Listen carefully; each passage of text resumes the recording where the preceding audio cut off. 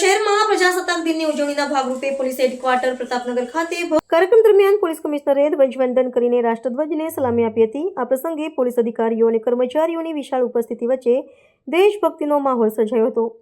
ધ્વજવંદન બાદ પોલીસ કમિશનરે રાષ્ટ્રધ્વજને સલામી આપીને દેશની સ્વતંત્રતા અને સાર્વભૌમત્વની રક્ષા માટે શપથ લીધા હતા। સાથે જ ઉપસ્થિત તમામ પોલીસ અધિકારીઓ અને કર્મચારીઓએ રાષ્ટ્રગીત ગાઈને દેશપ્રેમની ભાવના વ્યક્ત કરી હતી।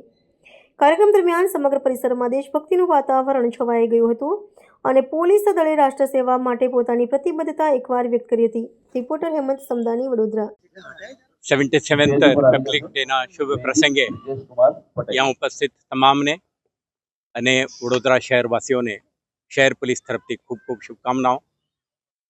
આપણા ગણતંત્ર દિવસ અને સૌને રાષ્ટ્રના પ્રતિ સમર્પિત થઈને કામ કરવા માટે પ્રેરિત કરે છે।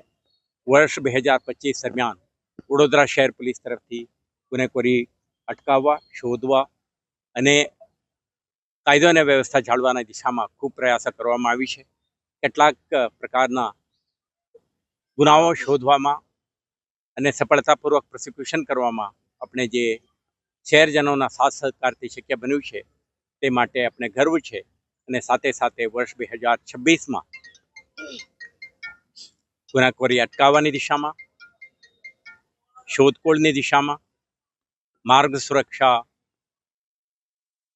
નશામુક્ત વડોદરા શહેર, મહિલા, બાળ અને વરિષ્ઠ નાગરિકોના સુરક્ષા માટે કટિબદ્ધ થઈને કામ કરવા માટે આજે શહેર પોલીસ સંકલ્પ પણ કરી છે।